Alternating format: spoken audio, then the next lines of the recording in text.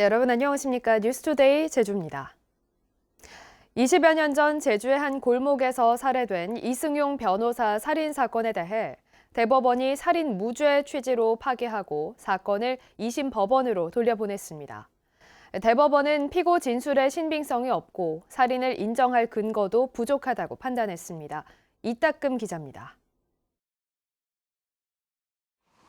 지난 1999년 제주시 삼도동의 한 골목에서 숨진 채 발견된 이승용 변호사.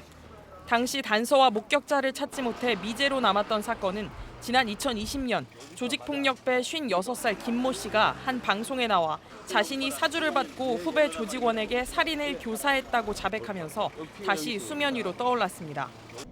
캄보디아에서 붙잡혀 송환된 김 씨는 후배 조직원과 짜고 이 변호사를 살해하고 취재하던 방송사 PD를 협박한 혐의로 재판에 넘겨졌습니다. 직접 살인을 하셨나요? 그런 사실 없습니다.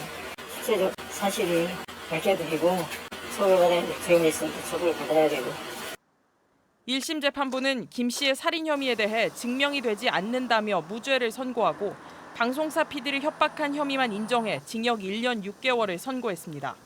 하지만 2심 재판부는 김 씨가 특별히 제작된 흉기의 사용 사실을 알고 있는 등 공동정범의 책임을 면할 수 없다며 살인죄를 인정해 징역 12년을 선고했습니다. 그러나 사건에 대한 판단은 대법원에서 다시 뒤집혔습니다. 대법원은 김 씨의 진술 가운데 살인을 지시했다는 폭력배 두목 백모 씨가 당시 교도소에 수감된 사실이 확인되는 등 일부 사실과 다른 부분이 있어 진술의 신빙성이 없다고 판단했습니다. 또 범행을 직접 저지른 후배 조직원의 도피 과정에 대해서도 김 씨가 일관성 있게 진술하지 못했다며 사건을 파기하고 2심 법원으로 돌려보냈습니다. 형사재판에서 요구되는 증명의 정도와 진술의 신빙성 판단 등에 관해 법리 오해가 있었다는 겁니다.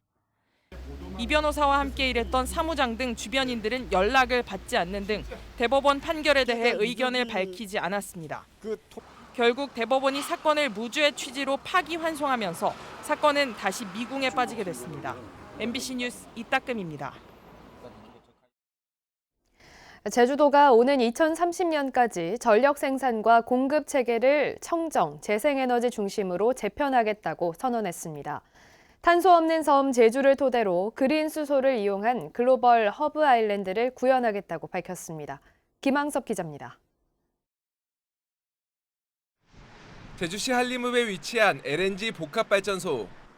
올해부터 LNG를 수소에 혼합해 전력을 생산하는 실증 사업이 추진됩니다. 도내 발전소 가운데 LNG와 수소를 섞어서 태우는 혼합 연소를 시도하는 것은 이번이 처음입니다.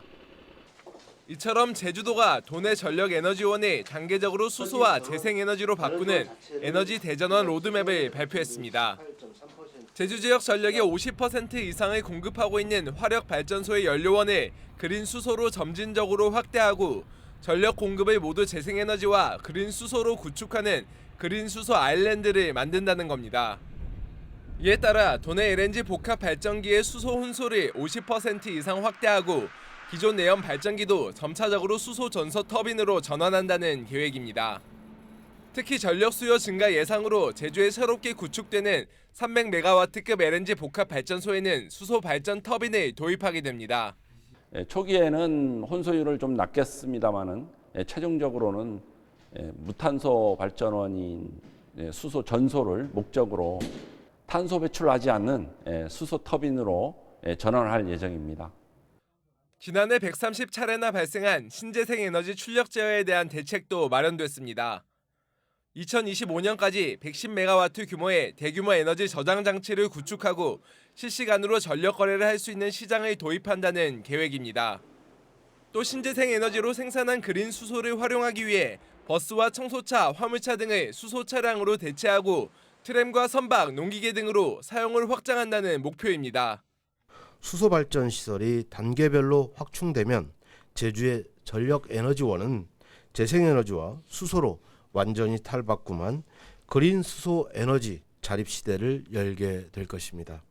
하지만 시민단체는 아직 수소 혼소 기술이 매우 초보적인 단계로 제주도의 이번 계획은 화석연료의 수명을 연장하려는 산업계 꾀임에 넘어간 것이라며 전력을 더 효율적으로 사용하기 위한 정책을 강화해야 한다고 지적했습니다.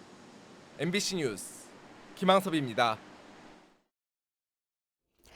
제주도 미술작품 심의제도의 연속 보도, 오늘 마지막 순서입니다. 일정 기준 이상 건축물에 설치하는 미술 작품이 공정하게 선정되려면 심의 과정에 인맥이나 학연이 개입할 여지를 없애는 게 관건인데요. 어떤 대안이 있는지 권혁태 기자가 짚어봤습니다. 한 오피스텔 로비에 걸려있는 그림. 제주도 미술작품 심의위원회를 통과해 지난 2018년 설치된 작품입니다. 그런데 지난 2020년 문을 연 한 대형 호텔에도 비슷한 작품이 걸려 있습니다. 크기만 살짝 다를 뿐 제목부터 구도와 색감까지 사실상 같은 그림으로 볼 수 있을 정도입니다. 2017년 이후 심의를 통과한 이 작가의 그림은 확인된 것만 5점. 헬스케어 타운과 신화역사공원, 드림타워와 모 오피스텔 등에 이 작가의 그림이 걸려 있습니다. 해당 작가는 심의위원장과 같은 대학에 있던 교수로 현재는 정년퇴직해 명예교수직을 맡고 있습니다. 우연의 일치라고 해도 다른 작가들에 비하면 많은 작품이 심의를 통과했습니다.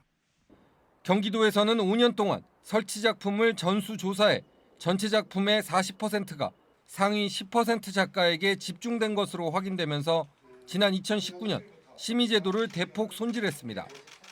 심의위원을 80명까지 폭을 넓히고 심의가 열릴 때마다 무작위로 10명을 선정해 진행합니다. 오전, 오후로 나눠 심의위원을 교체하고 위원회 임기는 1년으로 연임을 허용하지 않습니다. 11명의 위원이 고정되어 있고 최대 4년까지 연임이 가능한 제주와는 크게 차이가 납니다. 심의위원회 제척 기준도 명확히 했습니다. 예를 들어서 심의위원이 속한 대학이나 협회, 단체와 심의위원이 관계된 화랑 및 대행사 소속 작가의 작품이 출품되면 심의에 참여할 수 없게 되며 이를 위반하면 향후에 심의위원으로서 활동할 수 없게 됩니다. 현재 건축주 마음대로 미술품을 선정해 심의에 붙이는 제도를 아예 바꿀 필요가 있다는 지적도 나옵니다.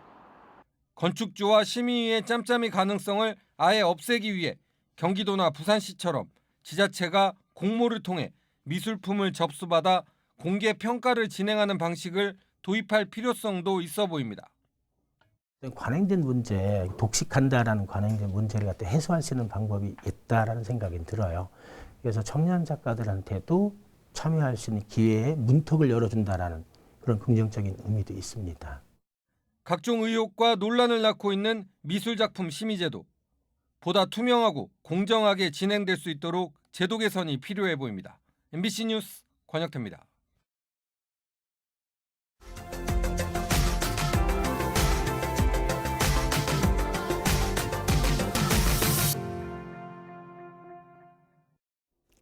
코로나 일상 회복이 이뤄지면서 3년 넘게 중단됐던 국제 크루즈 여행도 올해부터 재개됩니다.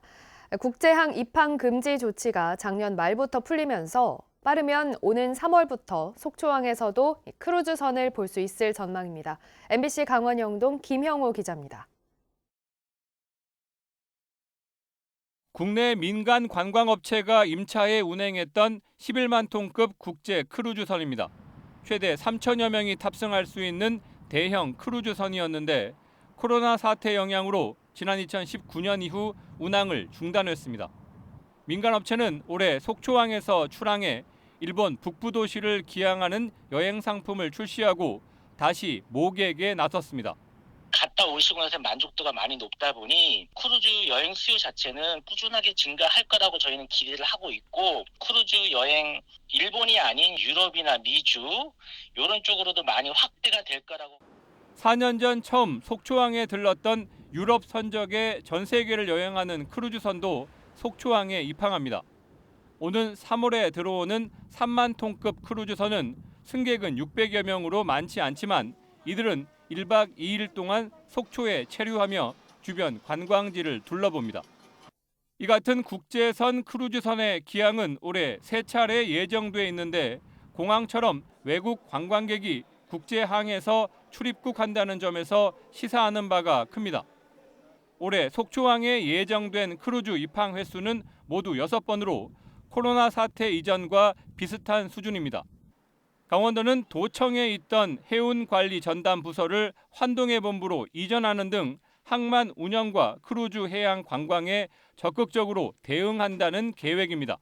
거쳐가는 관광, 지역 경제에 좀 도움이 약간 미흡한 면이 지적이 되는데 저희들이 올해부터 재개되는 크루즈 관광은 지역 경제에 도움이 될 수 있도록 그 관광 프로그램, 그다음에 문화 행사 이런 것도 준비해서 지난 2017년부터 국제 크루즈 터미널이 운영된 속초항에는 2018년에 역대 최다인 11회 크루즈선이 입출항했습니다.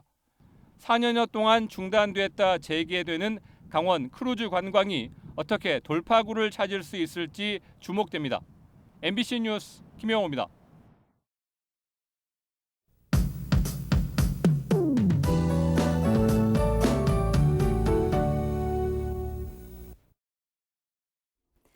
금요일 아침 출근길 비가 많이 오고 있습니다. 조심히 이동하시기 바랍니다. 겨울 외투도 오늘 조금 덥게 느껴지겠는데요. 1월 중순인데 아침 현재 기온이 20도를 웃돌고 있습니다. 이처럼 이상 고온 현상이 이어지면서 제주에는 봄을 상징하는 매화꽃도 작년보다 2주 정도 빨리 개화했습니다. 이렇게 날이 갑자기 포근해진 이유는 찬 공기를 품고 있던 고기압이 일본 남쪽으로 이동하면서 고기압의 가장자리에 따라서 따뜻하고 습한 남풍이 유입되고 있기 때문입니다. 또 여기에 서해상에는 저기압이 다가오면서 현재 제주에는 정체 전선이 발달해 있습니다. 때문에 마치 장마처럼 강하고 많은 비가 오는 것입니다. 현재 제주 산지에는 호우경보가 발효 중이고요. 남부 중산간과 남부 지역에도 호우주의보가 내려져 있습니다. 오늘 낮까지는 남풍이 강하게 유입되면서 산지와 남부 지역을 중심으로 시간당 20에서 50mm 정도의 강한 비가 퍼붓겠습니다. 돌풍과 함께 천둥, 번개도 이어지겠고요. 오늘까지 제주 산지에는 최대 150mm 이상, 남부 지역도 100mm 이상의 강하고 많은 비가 집중되겠습니다. 지역별로 강수량의 편차가 크겠습니다. 대부분 지역은 30에서 80mm 정도의 비가 오겠고요. 북부 해안 지역은 상대적으로 적은 양의 비가 예상됩니다. 주말에도 저기압의 영향으로 5에서 40mm 정도의 비가 가끔 이어지겠고요. 일요일에는 기온이 조금 떨어지면서 산지에 눈과 비가 섞여 내릴 수 있겠습니다. 주말까지 안전사고에 유의하셔야겠습니다. 오늘 자세한 기온 살펴보겠습니다. 마치 4월 하순의 평년 기온을 보이고 있는데요. 북부 지역은 현재 아침 기온 20도를 보이고 있고요. 동부 지역은 18도, 서부와 남부 지역은 17도로 시작하고 있습니다. 낮 최고 기온은 대부분 19도 안팎이 예상됩니다. 현재 북부 앞바다를 제외한 제주 전해상에 풍랑주의보가 발효 중입니다. 물결이 최대 4m까지 매우 거세게 일겠고 오늘 안개도 짙겠습니다. 해상 안전사고에도 주의하셔야겠습니다. 다음 주부터는 다시 찬 공기의 영향으로 날이 추워질 전망입니다. 기상정보였습니다. 제주지방법원 형사 2부는 지적장애를 앓는 피해자에게 성매매를 강요한 20대 여성에게 징역 1년을 선고하고 법정 구속했습니다. 이 여성은 지난 2020년 8월 또래 남성 2명과 짜고 지적장애를 앓는 피해자에게 7차례에 걸쳐 성매매를 강요하고 성매수 대가로 받은 100만 원을 가로챈 혐의 등으로 재판에 넘겨졌습니다. 제주지방법원 형사 2부는 지난해 제주도 교육감 선거 과정에서 특정 후보자를 지지하는 내용의 단체 문자 메시지를 보내 공직선거법을 위반한 혐의로 종친회 회장과 총무에게 각각 벌금 80만 원을 선고했습니다. 이들은 지난해 6월 실시된 제8회 교육감 선거에서 특정 후보가 종친회 부회장이라며 단체 메시지를 보내 지지를 호소한 혐의로 재판에 넘겨졌습니다. 제주 4.3 사건 희생자 보상금 신청 6개월 만에 신청자의 70%가 보상금 지급 대상자로 확정됐습니다.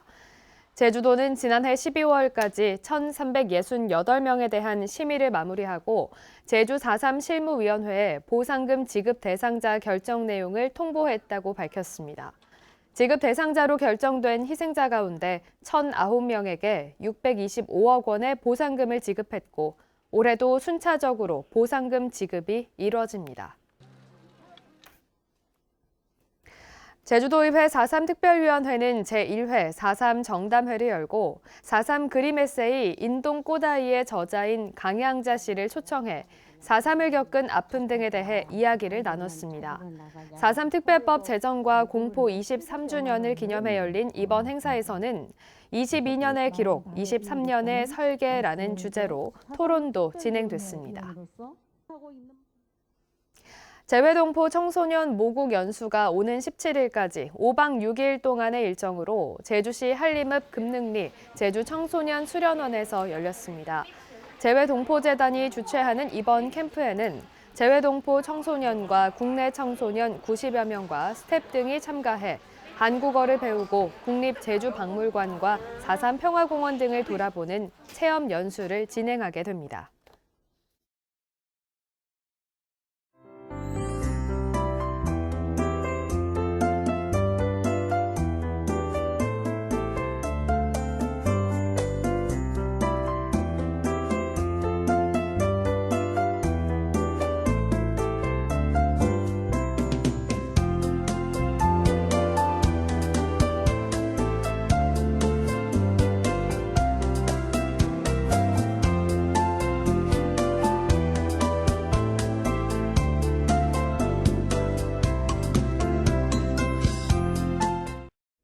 금요일 아침 뉴스투데이 제주를 마칩니다. 여러분 고맙습니다.